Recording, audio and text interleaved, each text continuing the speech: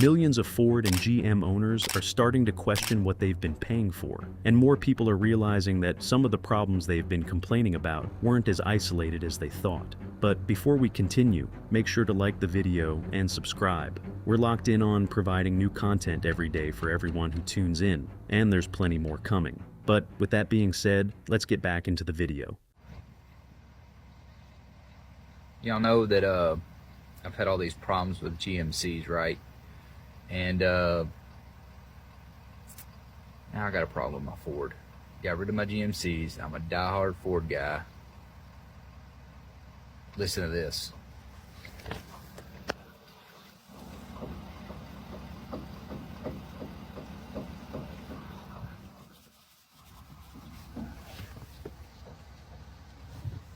Something's loose in my front end. When I hit a bump, it sounds like the steering column's going doo-doo-doo-doo-doo-doo. Dang it. I need this truck to pull this weekend. Well, Ford guys, sorry guys. These GMC fans are gonna have a field day with this one. I guess you can't get nothing good nowadays. 2024 model, F450 Ford.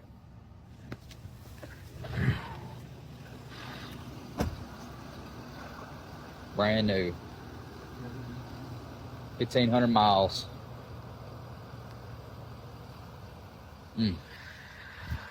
I hate new GM trucks so much. I've already made videos on this. I f***ing hate them. They look like ass.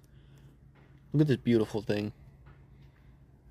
Less is more. You don't need all that stupid Tron bull. Like, what the f*** is even that? What pisses me off even more about these newer trucks is, like, you know, this grill, right? If I were to match the grill height on a new truck, I would need 3 of these.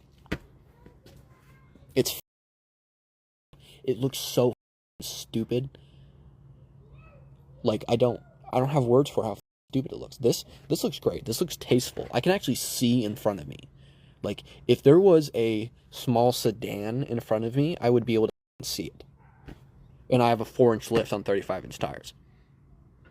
Like, I have no problem seeing shit. But I jump in the company truck at my work, and I'm just like, damn, I can't see the first 6 feet in front of me. This thing, I mean, maybe the first 4, if that. I can actually see. The truck actually looks good. Less is more. You don't need all that stupid Tron bullshit. Makes you want to puke. Come on, let me turn the AC on. I get it, you're a Ford. Let me turn the AC on. Was it that hard?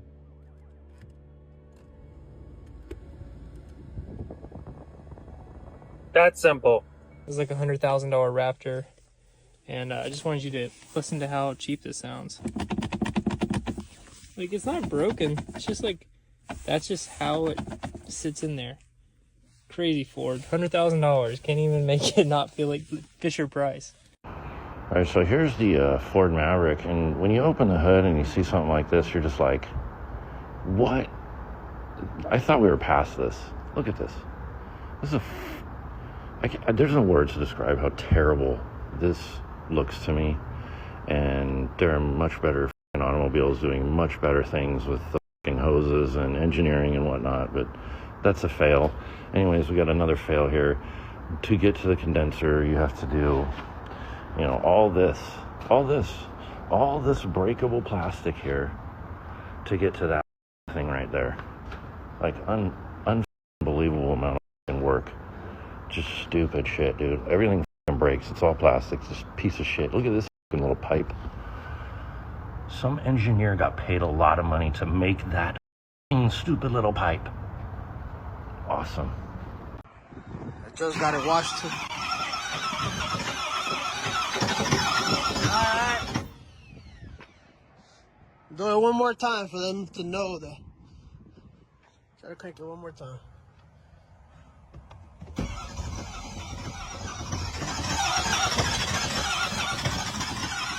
Shut up. Piece of junk. So this Ford broke down, right? This Ford broke down, so we called this Ford to come get it. Call Uncle Gato right now, Nissu. We got this Ford to come get it, but then we had to call this Ford to come fix it, and then this Ford showed up, and they're all fucking broken. My husband has this 2023 F-150, and it has been, quite frankly, a piece of we got a lemon. There's been so many issues with this truck, and today, here we are, stranded at the goddamn boat launch with all three of my kids sitting here, and it is stuck in drive, but will not drive. Can't accelerate, can't put it into park, cannot move. We have friends with the exact same truck, and they all have the same issues too. After 20 damn minutes, the truck reset, and it finally moved.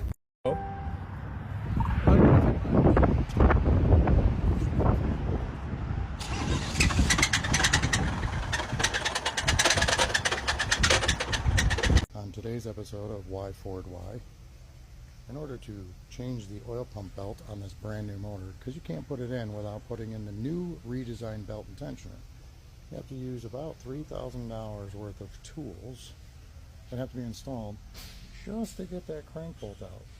Now this is out of the car because the motor already expired, but if the motor still runs, you have to do all this in the car. But wait a minute, I still can't take the crank bolt out because why? I don't have a flywheel. This tool holds the flywheel. Well, in order to get a flywheel, I got to get the motor out of the car first to have the flywheel, to put on the new motor, to take the new motor apart, to build it, to put it back in the car. You know what? This is why. Oh, and by the way, it pays $9. Yo, I cannot take my truck to work tomorrow. It won't even fucking start. If I have to ask somebody to fucking help me jump, and I have the cables back here. You know what? Where's my hammer? This is so fucking annoying, bro. I'm so over this shit. Where the fuck did my hammer go? Here it is. This is so embarrassing. Should I try again? Look, y'all, like it literally won't fucking start. Like, what the fuck kind of my light's on. Oh shit. My light's on, so why it doesn't start? I don't fucking, because this is fucking embarrassing. Not me at the gym broke down. I hope nobody's watching me. I just want to go home. Wait, see if it starts now. Please, Jesus Christ. Fucking bullshit. This shit just exploded in my fucking face. Let's try it again. If not, I'm gonna have to fucking... Like, what the fuck? Y'all see them sparks? What the fuck is that? There we go. It should start now. Someone could come up behind me and like kidnap me. I don't think they want me, but that's what I had to fucking do. I'm finna get back in my truck with the... I left the hood open, bro. Ghetto. I'm gonna go home now.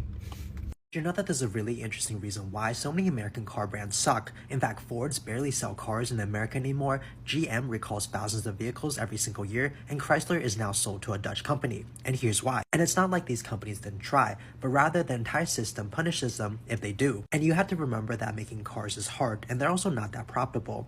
And many of these legacy American car brands switched to SUVs and trucks instead. GM famously lost $1,000 for every compact car that they sold, and it became a loss leader to get people hooked on the brand. In contrast, SUVs as well as trucks have a margin of 15 to 20%. That's why most American brands focus on trucks as well as SUVs instead. But this didn't necessarily help them improve compared to their foreign competitors. Structurally speaking, American brands also had higher costs, more pensions, more wages, as well as more benefits to be paid out. And this means that they have less budget for improvements as well as R&D. Many Detroit executives were also short-sighted in what they wanted. They focused on profitability rather than engineering, and they would even squeeze suppliers to cut costs, and many of these suppliers would later go bankrupt. This led to less reliable as well as quality parts for many of these American brands. Instead, they simply chased marketing in order to keep their sales up, and all this led to marketing lies, cheap builds, as well as limited options for many of its consumers. And for many of these companies, instead of building the future of American cars, they simply build excuses.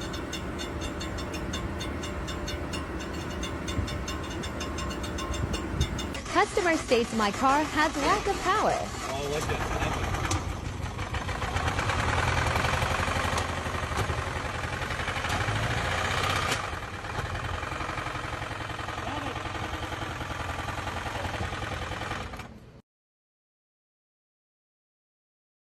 Since you guys are so mechanically inclined on my last video, Let's try this. My car is too cold to start.